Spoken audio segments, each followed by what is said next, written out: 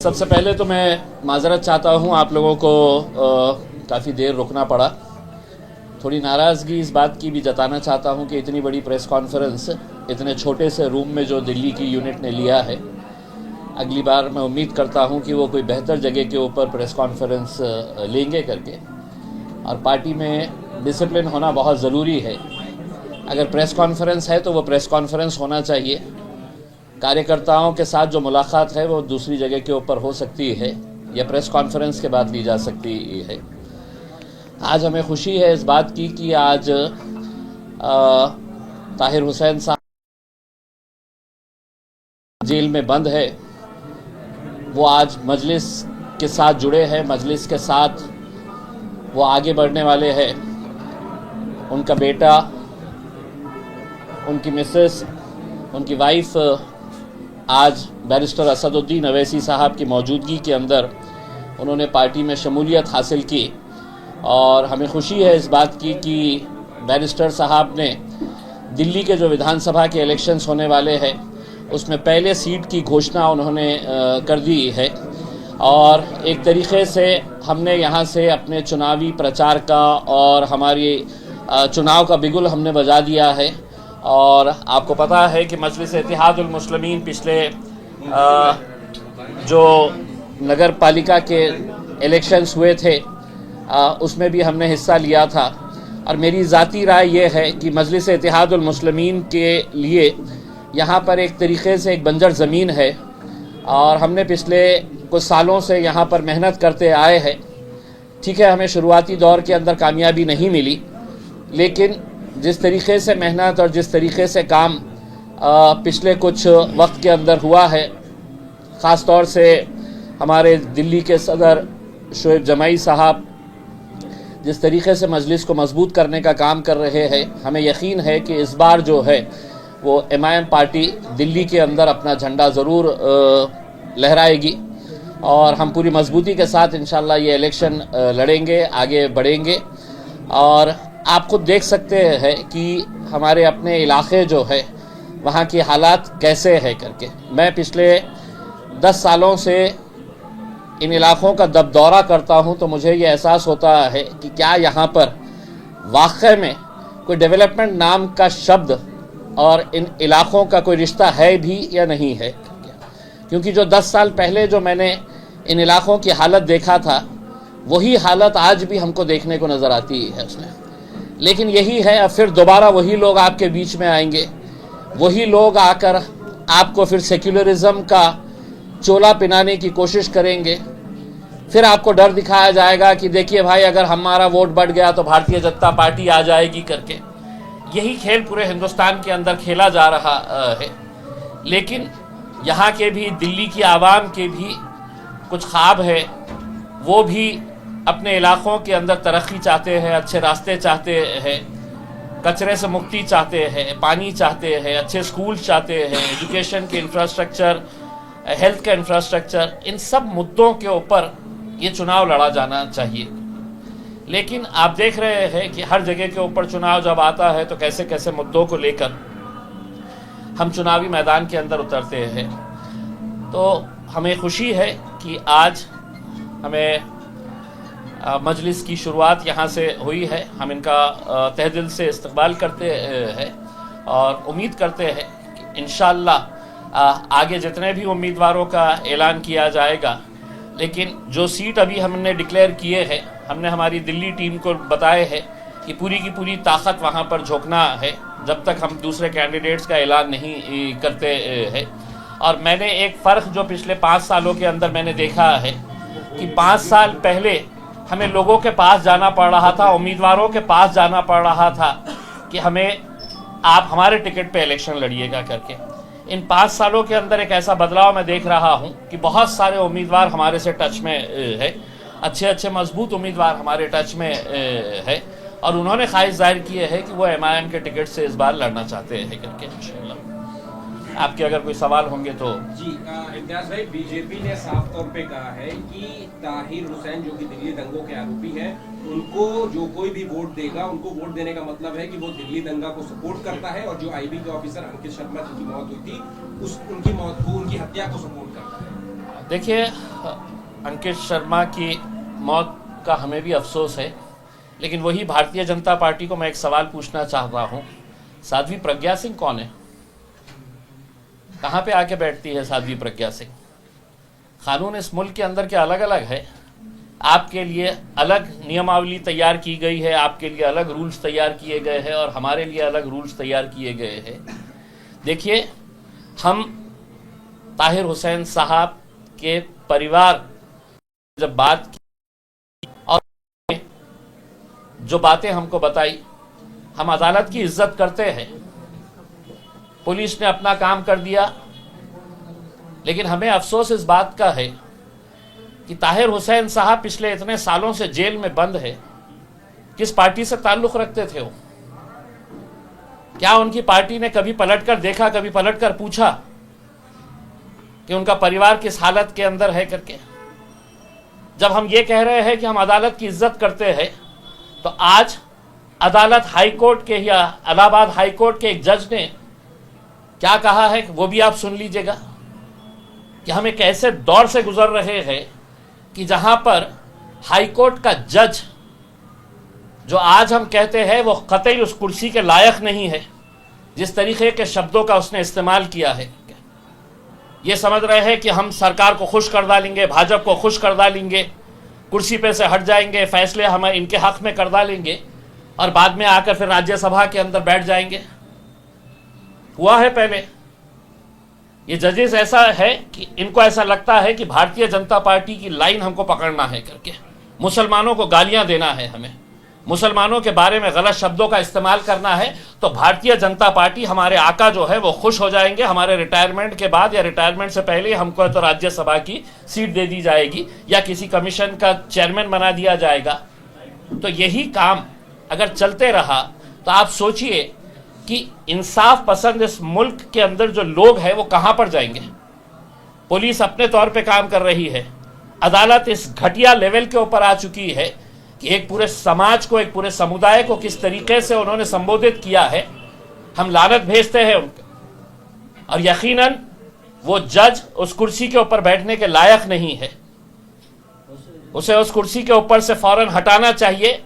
अगर इस मुल्क के अंदर अगर इंसाफ जिंदा है, और ये अपील हम नरेंद्र मोदी साहब से कर रहे हैं, वजीर आजम से कर रहे हैं, अगर इस मुल्क के अंदर इंसाफ को जिंदा रखना है तो ऐसे जजेस को फौरन कुर्सी के ऊपर से उठाकर बाहर भेजना चाहिए। इमरान साहब, हम जानना चाहते हैं कि आपके पास सऊदी, जैसे आपने बोला, लोग आपके पास आ रहे हैं, कैंडिडेट्स आ रहे हैं, ताहिर हुसैनी क्यों था ऐसा नाम जिसको आपने पिक किया? ये बात जानते हुए कि कंट्रोवर्शियल फिगर है, बातें उठेंगी, क्या कंट्रोवर्शियल करने की कोशिश कर रही है?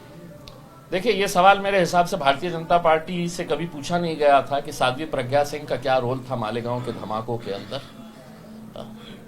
हम अदालत का जब ये कह रहे हैं, मुझे बताया गया था कि बहुत सारे केसेस ताहिर हुसैन के ऊपर थे, बहुत सारे केसेस क्लियर होते जा रहे हैं, इसमें 2-3 केसेस बचे हैं। कितने? 9 केसेस, 9 में बेल हो चुकी, 9 में बेल हो चुकी है इसमें। एक आप एक मरतबा हो जाने दीजिए ना भाई। एक कहावत है ना उसमें कि जब तक वो गिल्टी साबित नहीं होते हैं, अदालत के अंदर गया हुआ है मामला उसमें, उससे पहले आज हम तो ये कह रहे हैं कि ताहिर हुसैन जैसे कितने लोग आज हिंदुस्तान की जेलों के अंदर बंद होंगे। आप लोगों ने रिपोर्ट किया होगा कई ऐसे वाकयात कि कई साल आदमी जेल में सड़ रहा है, बाद में मैटर जाता है नीचे की कोर्ट से हाई कोर्ट, हाई कोर्ट से सुप्रीम कोर्ट, सुप्रीम कोर्ट है तो कई सालों के बाद बेगुनाह साबित करके छोड़ देता है। कितने ऐसे केसेस आप देख लें, गूगल करके देख लीजिएगा, तो ऐसे कितने सारे लोग होंगे जो जेलों के अंदर बंद है। इसमें अदालत अगर उनके ऊपर फैसला है करके, तब हम उसके बारे में सोचेंगे उसमें। लेकिन हम तो आपको ये कह रहे हैं कि हिंदुस्तान की जेलों के अंदर जाके टटोलिए आप कि कैसे लोगों को है तो जेलों में ठूसा जा रहा है। हिंदुस्तान की जेलों के अंदर सबसे ज्यादा कौन लोग बंद है? तो दलित है, आदिवासी है और मुसलमान है। और मुसलमानों से मोहब्बत तो अभी आप देख ही रहे होंगे कि किस तरीके से मोहब्बत चल रही है मुसलमानों से। उठाओ और डालो, तुम अपनी बेगुनाही साबित करते रहो, सालों साल निकल जाएंगे। तो ऐसा आपको नहीं लगता कि इस इतने कंट्रोवर्शियल फेज को टिकट देना और चुनाव लड़ाने से पोलराइजेशन जो है वो दिल्ली के विधानसभा चुनाव में होगा और इसका फायदा जो है वो बाकी की पार्टियों को होगा? देखिए, मेरे हिसाब से अगर जिस पार्टी से ताहिर हुसैन साहब ताल्लुक़ रखते हैं, अगर वो उनके पीछे खड़े रहती और ये कहती कि हम आपके साथ खड़े हुए हैं करके, तो शायद ताहिर हुसैन हमारे पास नहीं आते। लेकिन एक इंसान को आप छोड़ देते हैं, उसको अदालत फैसला करने से पहले भारतीय जनता पार्टी और मीडिया उनको गुनहगार साबित कर दे रही है कि नहीं साहब, भारतीय जनता पार्टी ने बोले है कि वो कंट्रोवर्शियल है करके। अगर वो कंट्रोवर्शियल है तो मुझे जवाब दीजिए साध्वी प्रज्ञा सिंह कौन है करके। ऐसे कितने हम आपको बता दें, कितने क्रिमिनल्स उसका डेटा अगर निकाल के देखें तो आज हिंदुस्तान के लोकसभा के अंदर नहीं है। ये सवाल किसी ने मोदी साहब से पूछेगा नहीं है, भारतीय जनता पार्टी से पूछेगा नहीं कि कितने सारे क्रिमिनल्स आज उनके जो विधानसभा अलग अलग राज्यों के अंदर है, भारतीय जनता पार्टी की जहां पर हुकूमत है, वो डेटा निकाल के देख लीजिएगा तो आपको जवाब मिल जाएगा उसमें। आप मेरे एक ताहिर हुसैन से बड़े परेशान हो गए हैं। मेरा एक ताहिर हुसैन क्यों आ गया है मेरे पास, तो सारा हिंदुस्तान है, तो इसके अंदर ये है, हम खड़े रहेंगे ताहिर हुसैन के साथ, पूरी ताकत के साथ खड़े रहेंगे। जिसको जो बोलना है, जिसको जो समझना है समझिए, हम उन्हें लड़ाएंगे और मजबूती के साथ उनके साथ कांधे से कांधा लगाकर खड़े रहेंगे। एक सवाल है, जब आम आदमी पार्टी में थे, मैं इसी वक्त आम आदमी पार्टी में थे, अरविंद केजरीवाल जेल गए, संजय सिंह जेल गए, मनीष सिसोदिया जेल गए और कई सारे बड़े नेता जेल गए। उनका कहना था लगातार कि जब तक प्रूव ना हो जाए, साबित ना हो जाए, तब तक मुजरिम नहीं है। लेकिन वही ताहिर हुसैन के केस में 1 से 2 महीने के अंदर पार्टी से भी निकाल दिया गया, पूरा तरीके से साइडलाइन कर दिया गया। इस पर आप देखिए, मैं जो आपको जवाब दे रहा था, आपके पत्रकार साहब ने ही उसका जवाब दे दिए है। भाई, अंटिल आप जब तक गुनहगार साबित नहीं होते हैं, जेल में तो उठाकर है तो साहब इम्तियाज जलील ने ऐसा स्टेटमेंट दिया है, वो डाल दीजिएगा। बहुत शौक है पुलिस वालों को, हमें बहुत पसंद आते हैं, हम पकड़िए, डाल दीजिएगा जेल के अंदर। अब सालों साल लग गए हैं करके इसमें। अदालतों का कैसा मामला चल रहा है मैंने आपको उदाहरण के साथ बताया हुआ। ये साल जो इंसानों के बर्बाद होते हैं, क्या वो अदालत ला सकती है? क्या कभी आज तक ऐसा हुआ है कि किसी बेगुनाह को अदालत ने 10 साल के बाद छोड़ा है? तो उस ऑफिसर ने जिसने फर्जी केस बनाया था उसके ऊपर कभी कार्रवाई हुई है, ऐसा कभी सुने हैं आपने?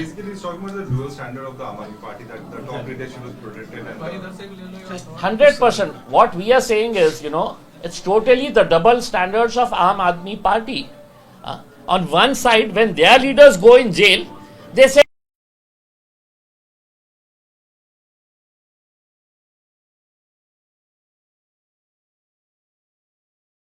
recently when the incident party, they don't even bother to meet his family. Last condition is, so definitely we totally agree with that. Aam Aadmi Party is playing double role, double standards. Imtiaz साहब, आपने ताहिर साहब की बात कही है, लेकिन ये मुद्दा पूरा सीए आंदोलन से के बाद, क्या सीए का पूरा मुद्दा इस पूरे चुनाव में क्या मुद्दा था जो नाइंसाफी हमारे ऊपर करने की ये साजिश रच रहे?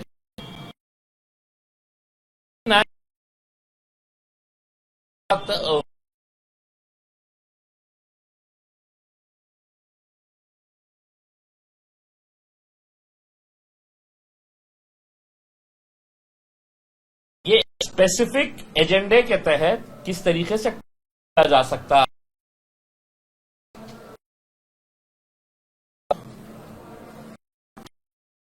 एनआरसी का तो है ही, लेकिन मैंने शुरुआत में ऐसा कहा, अंदर ओखला ये इलाकों के अंदर तरक्की। मैं जब सड़क पे से आ रहा था, इतनी तंग गलियां, वहां से निकल के यहां पे आने के लिए, दिल्ली मतलब हिंदुस्तान का दिल कहा जाता है, देश की राजधानी है, और यहां पर आप बड़े बड़े बातें करते हैं के अंदर में पार्लियामेंट था। मोदी जी कैसी बातें करते हैं ना, फिर मतलब बिल्कुल तो क्या दिखा देते हैं सपना। हकीकत क्या है उनको बोलेंगे, एक मर्तबा है बैठ के है तो जरा आइए ओखला के अंदर, उनके एक मंत्री को कहेंगे कि साहब एक मर्तबा यहाँ के सड़कों के ऊपर आप भी है तो मोटरसाइकिल पे या रिक्शे के अंदर आके देखिएगा करके। ये जिंदगी क्यों मिल रही है, तकलीफें हम क्यों सह रहे हैं? एक शहरों के अंदर दो शहर कैसे बसते हैं कि जहां पर वो रहेंगे तो हर चीज चकाचक, और हम जहां पर रहेंगे तो ऐसी गुजर के निकलना पड़ेगा। अमानतुल्लाह खान कह रहे हैं कि हमें जेल भेज दिया था, हमारे ऊपर जुल्म किया गया, मैंने जुल्म के खिलाफ क्या काम? विकास का काम इसलिए नहीं हो पाया कि उन्हें जेल से काम नहीं हो पाया। आप यहाँ क्या उनके खिलाफ भी चुनाव उम्मीदवार उतारेंगे? नहीं, मेरी तो अब उनसे लोगों के साथ साफ नहीं किया, हो सकता है दोबारा आप अंदर चले जाए, ना लड़े, आप मजलिस के साथ जुड़ जाए, मजलिस के जो भी उम्मीदवार है उसको मदद करिएगा उसमें, और फिर जब आप अंदर जाएंगे तो आवाज उठाएंगे। सर इलेक्शन के टाइम पर ही जो ताहिर हुसैन की याद आई जाए, ने नोट किया था ताहिर हुसैन जी, ताहिर हुसैन साहब से हमारे पूरी टीम, इनके सामने बोल रहा हूं, कई महीनों से इनके साथ टच में थी। देखिए ये इलेक्शन, ये तो इन्होंने फैसला किए है। अगर ये बोले हम इलेक्शन नहीं लड़ रहे हैं तो भी हम उनके परिवार के साथ, ताहिर हुसैन के साथ पूरी ताकत के साथ खड़े रहेंगे। उनके साथ के जो भी बंद थे वो सब छूट गए, कुछ बंद ही नहीं हुए, तो ताहिर हुसैन ही क्यों अभी तक जो है नहीं छूट पा रहे? क्या मानते हैं, मतलब वो गुनहगार है वाकई में, या फिर ये मतलब साजिश? बीजेपी की नजर के अंदर तो आप भी वो छोड़ के हम सब गुनहगार हैं इस देश के अंदर, उसमें वो सारे दूध के धुले हुए हैं वही है करके, उसमें अब क्यों नहीं छोड़ रहे हैं ये अदालत ने जवाब देना चाहिए। या वो इलाहाबाद हाईकोर्ट के जज को उतार दीजिएगा, मुझे दे दीजिएगा मौका, मैं बता दूंगा। आप कब तक लड़ेंगे सर उनके लिए, कब तक उनको छुड़ाने की कोशिश करेंगे, कितनी जल्दी छूट जाए? TV9 भारतवर्ष जो पत्रकार है करेंगे हम पूरी कोशिश उनके साथ खड़े हैं, और यकीनन उनको जो भी मदद लगेगी हम करेंगे। News 24 ठीक है ना, ठीक है। सवाल दिल्ली में है क्योंकि आपकी पार्टी का बयान एक काफी चर्चा में रहता है, अरविंद केजरीवाल को छोटा रिचार्ज कहते हैं, छोटा रिचार्ज उन्हें क्यों कहते हैं और रिचार्ज किसने किया आखिर, ये जवाब। देखिए हम पहले से ही ये बात 5 साल पहले भी हमने पूरे कैंपेन के अंदर यही चलाया था, छोटा रिचार्ज करके उसमें। देखिए मैं ज़ाती तौर के ऊपर अपना ये बताता हूँ, मैं अन्ना हज़ारे मूवमेंट को बहुत करीब से देखा है, मैं भी आपके जैसा पत्रकार हुआ करता था। मैंने भी मतलब पूरे अन्ना हज़ारे मूवमेंट के टाइम के ऊपर इनको सबको देखा था।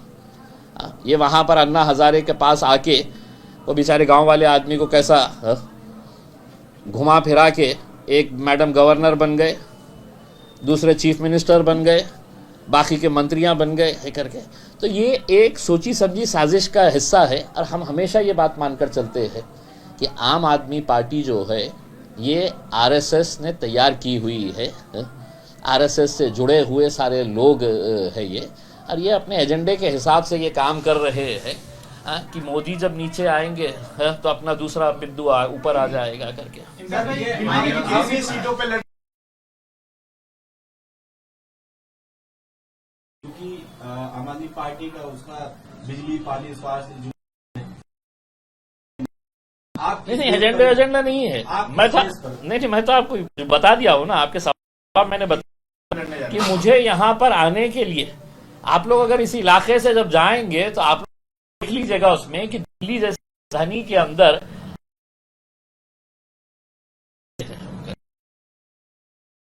ये शोएब जमाई साहब है, जैसे जैसे बताएंगे हमें उसका हम सर्वे करेंगे और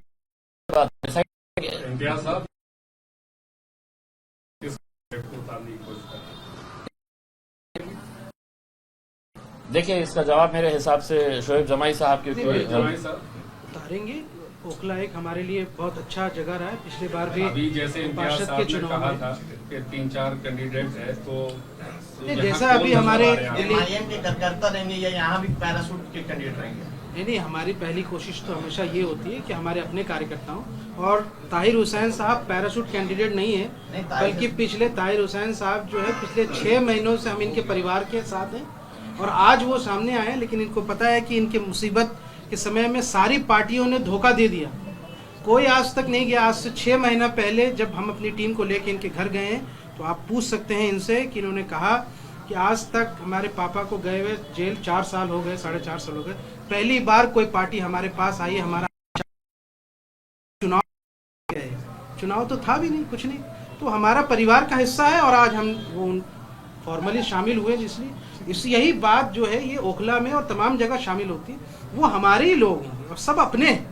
बहुत सारी दूसरी पार्टियों में जो लोग हैं वो तो मजबूरी के तहत हैं, और वो चाहते हैं, बैरिस्टर असदुद्दीन ओवैसी साहब को कौन नहीं पसंद करता है, उनका स्वागत है, ये इनका परिवार है, जो अच्छे हमारे लिए होंगे, और हम सर्वे के तहत अपने बताएंगे। टोटल दिल्ली में कितनी सीटों का हुआ था, वो 2020 में हुआ था।